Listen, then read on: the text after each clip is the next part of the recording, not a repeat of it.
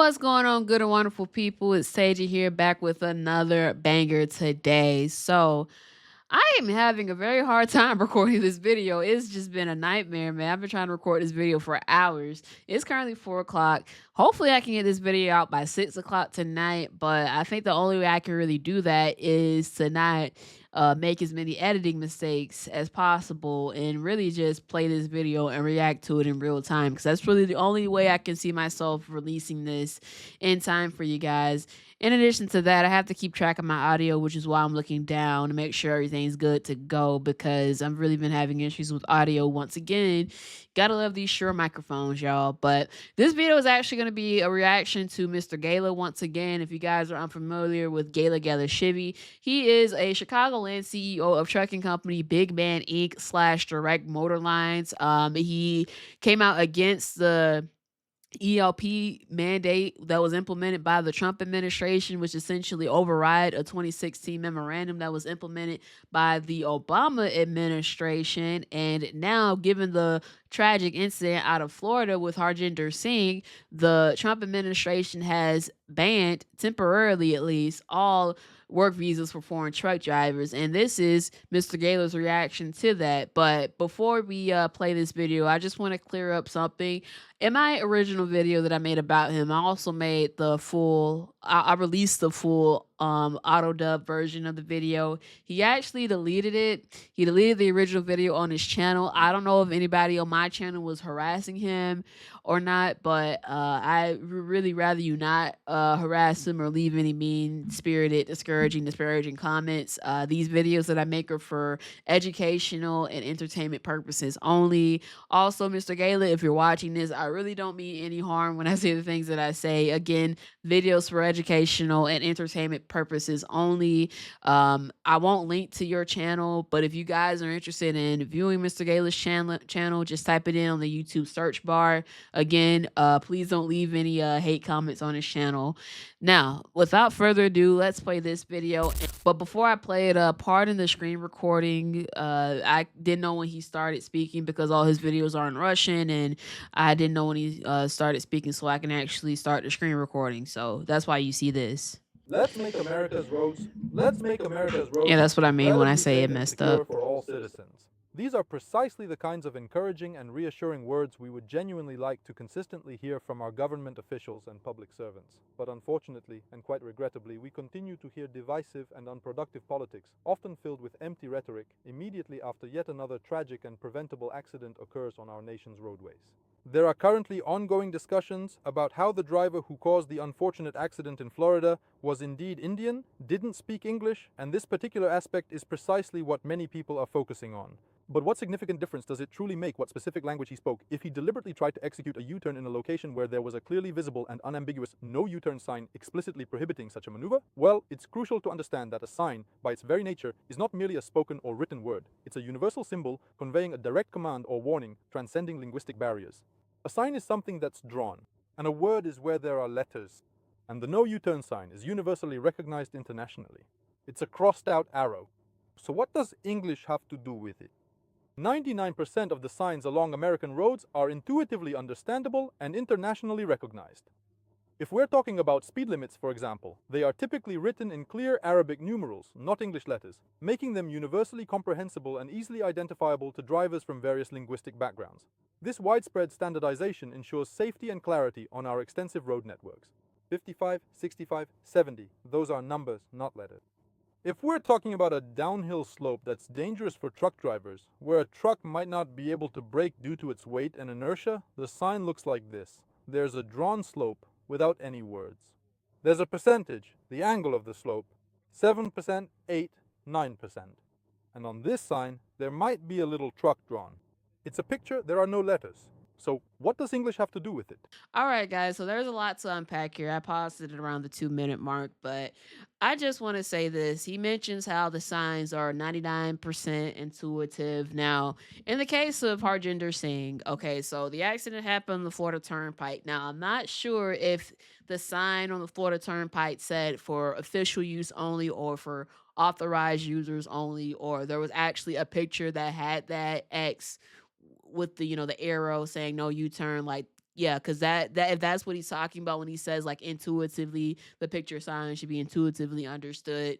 Um, Again, if it was the word signage that said for official use only, because that's what I'm used to seeing when I'm driving on highways, either he couldn't read that sign because there's an argument to be made that he lacks reading comprehension, which is an issue that actually does tie into English language proficiency, or he was just being negligent and he just simply ignored that sign altogether. And I think it's probably a combination of both, honestly. Now, as for like the signs being, intuitive, the picture signs being intuitive, well, prior to the incident, Harjinder Singh did take an English language proficiency test, which he failed. And he even failed the test that had those picture signs that are supposedly intuitive. So yes, intuition, while I do acknowledge it is important, it's also important to have comprehension, which again ties into the English language proficiency mandate, which is a mandate, yes, but it's also been part of FMCSA regulations forever. Now, in addition to that, you talk about downgrades and the percentages, and how truck drivers, they have to use a lower gear when they're going down a slope. Well, the thing about that is, well, this truck driver back in 2019, Rogel Aguilera Medeiros, I don't know if that's his name, I may be butchering that, but in Colorado, he was going down a very steep downgrade, and there were multiple signs that, had runaway trucks for runaway trucks that he could have used, but he drove past the signs as he was going down the mountain. He lost his brakes, and the company that he worked for got multiple violations. They failed a lot of inspections because of poor brakes, and unfortunately, because he didn't use those runaway ramps, four people lost their lives, and he received a 110-year sentence, which got commuted to just a 10-year sentence by the governor, Jared Polis. It is unfortunate, but it really raised the question: if he was driving past those signs, could he actually read them? Could he comprehend what they actually truly meant? Because if that were the case and he couldn't, which is likely, then yeah, this idea of it being intuitive, that's out the window. He just couldn't read, and he's therefore not proficient in English, which in that moment he posed a significant danger to the people on the roadway, and as a result, people tragically passed away. Now, as for like the situation with Harjinder Singh, I really do feel like a lot of it had to do with negligence. I just feel like he had to have known that you weren't supposed to make a U-turn right then and there, even if it said for official use only, or even if there was a sign right there. I really do think a lot of it had to do with incompetence, but because it came out that he was an illegal immigrant and he got his CDL fraudulently, allegedly, of course, this is going to spark media attention given the political climate that we live in. You may not like it. You may be against it. You may think that, this administration is anti immigrant.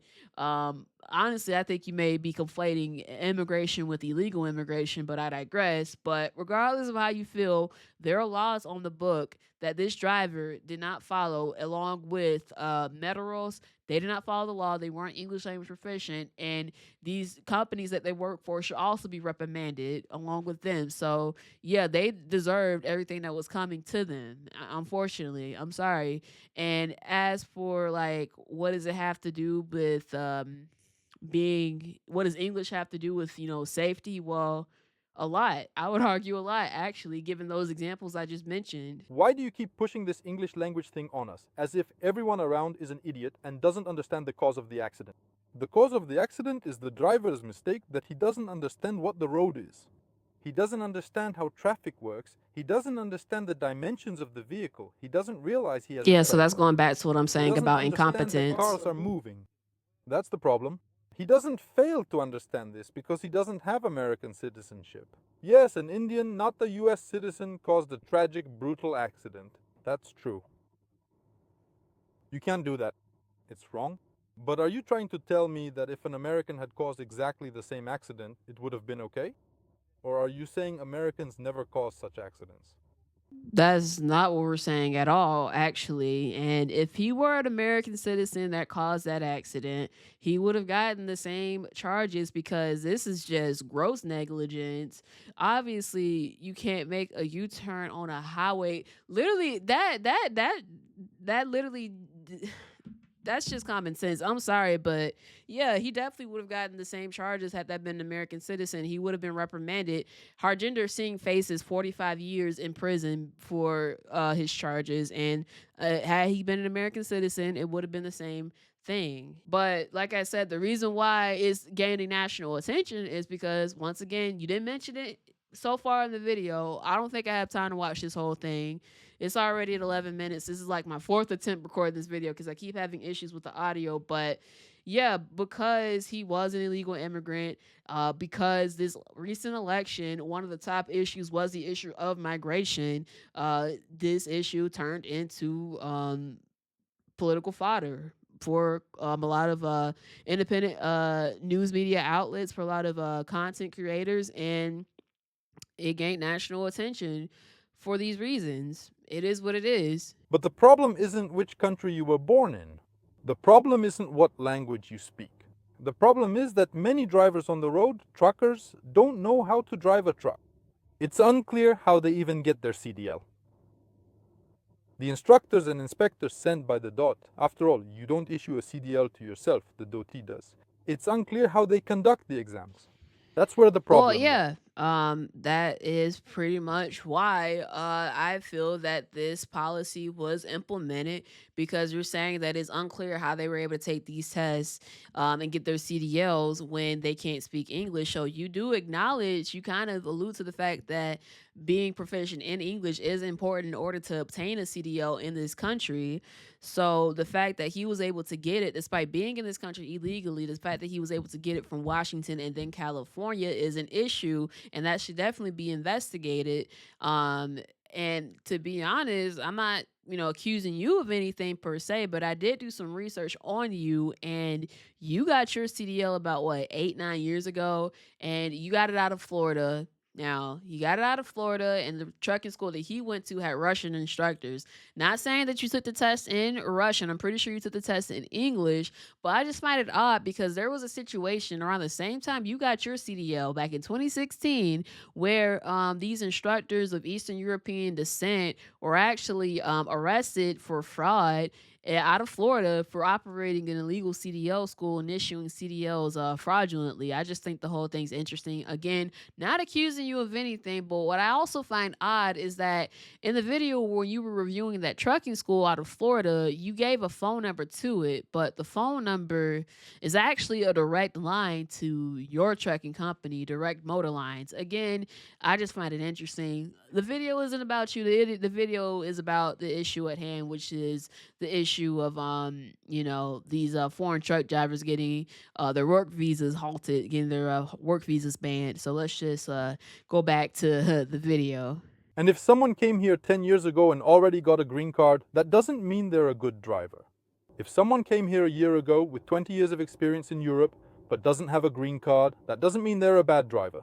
But the difference between a good and a bad But the issue is, we're talking about her gender Singh. He didn't have 20 years of experience coming from India operating a semi truck there. The same with all these truck drivers that seem to be getting into these tragic incidents. They don't have 20 years of experience, and therefore they're deemed safer drivers. Now, experience does make a difference, don't get me wrong, but the way that these drivers are entering the trucking industry, they're entering like they're working for these very shady trucking companies, and when these trucking companies get, caught, when something catastrophic happens, they disappear, and they dissolve and they resurface as chameleon carriers. So they are chameleon carriers, but they come back as like another carrier. They get these MCDOT numbers off the dark web or whatever, and it's like they can just start over fresh, brand new again.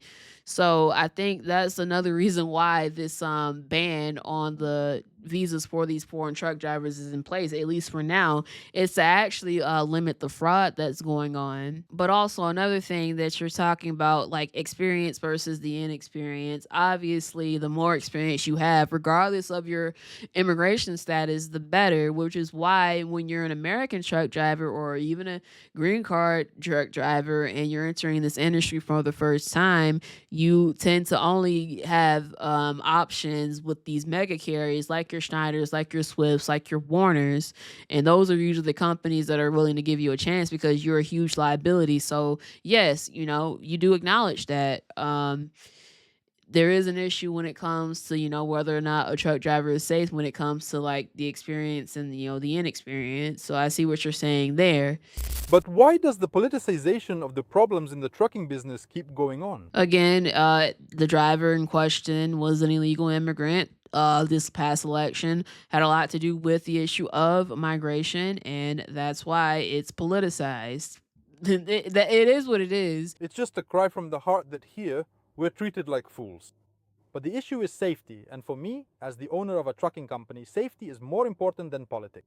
And as a father, I have a child, I have a wife, and as a driver who travels the roads of America, safety is more important to me than politics. Well, of course I genuinely want to drive safely and responsibly on the road, but it seems that no one ever says a single word about that particular aspect. The esteemed President's official secretary announced yesterday that the administration is currently placing all new work visas on an indefinite hold, specifically those that were originally planned to be issued to prospective future truck drivers effective immediately. How is that supposed to help with safety? Just think about it. For example, a person lives in Germany. He works as a truck driver and he is a specialist. A company, let's say Schneider, decided to bring him in as a truck driving specialist, as a professional, not a student. And they arrange a work visa for him so he can come to America, get behind the wheel of a truck, and start working. How does it help road safety that now this driver from Germany won't get that work visa? I just think it's interesting that he said Schneider. So Schneider actually makes you take a reading test before you can actually work for them, before you can get fully onboarded with them. And I'd say that reading test is actually pretty comparable to these English language proficiency tests.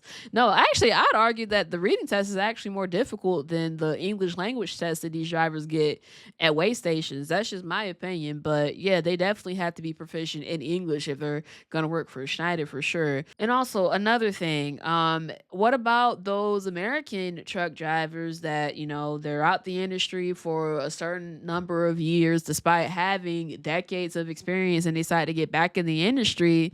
Well, unfortunately, they're unable to get back into the industry because a lot of these trucking jobs, a lot of these better trucking jobs require that you have recent experience. So I'd argue, how does that help anybody in terms of safety? Because the veteran truck driver has plenty of years of experience, and I'd argue they're safer than the rookie truck driver that has no experience despite not having recent experience. So yeah, you can apply the same thing with American truck drivers that have been out the industry for a certain number of years. How does that help us? These people haven't even come to America yet. What is the danger posed by these people, specialists in their field, who could theoretically come to America in 2 or 3 years? If they do have experience and they come over here, they have to abide by the federal laws in order to get a job. And that's the issue at hand here. Harjinder Singh, he didn't come here legally, he came here illegally, and he pretty much cheated his way into the trucking industry. Okay. And because of that, because of his actions, and because he's definitely not the only one, he has pretty much ruined it for everybody, unfortunately. And I do feel for said German migrant truck driver, hypothetical migrant truck driver that you mentioned. I do feel for that truck driver for sure. But when you come to America, if I were to come to your country, you are Ukrainian slash Georgian. If I were to go to Ukraine or Georgia, I have to be proficient in Ukrainian, Russian, Georgian. I have to be proficient in those languages in order to pass the theory test to, get my CDL. So the same thing has to apply over here, right? They have to be proficient in English in order to operate a commercial motor vehicle. What kind of safety are we talking about? Work visas for truck drivers are mostly issued by large companies. We're talking about the level of Swift, Schneider, companies like mine. I don't have lawyers, resources, or money because for every driver you sponsor for a work visa, you have to pay and pay a lot of money. I don't have those kinds of funds. These are major American companies because they don't have enough drivers within the country and want to attract experienced drivers from abroad. That is not what you said in the original video that I reacted to at all. Actually, because you were saying that there was a surplus of American truck drivers, but there was a shortage of Eastern European foreign born truck drivers when it came to that U for You program that you were talking about. You're actually contradicting yourself, sir. And I actually play that clip for you right now. There is an enormous shortage of long-haul truck drivers, but don't confuse this with a shortage of truck drivers in America. In America, there are more than enough truck drivers. In fact, according to statistics, there's actually an oversupply of more than 10%. No, the shortage is among drivers in Russian-speaking, post-Soviet, Eastern European trucking companies.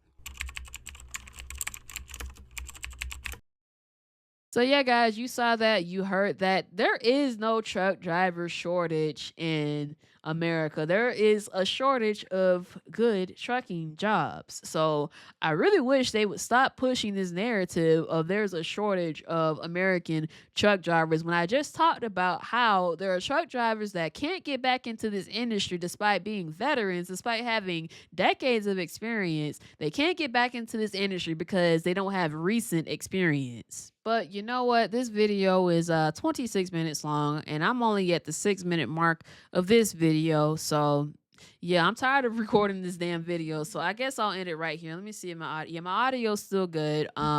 If I said something that didn't make sense, I'm sorry. Video's unscripted. I'm over it. I am so over it. But yes, if you enjoy content like this, hit the like button, comment, rate, share, and subscribe. I'm Taja Woods, and I will see you next time.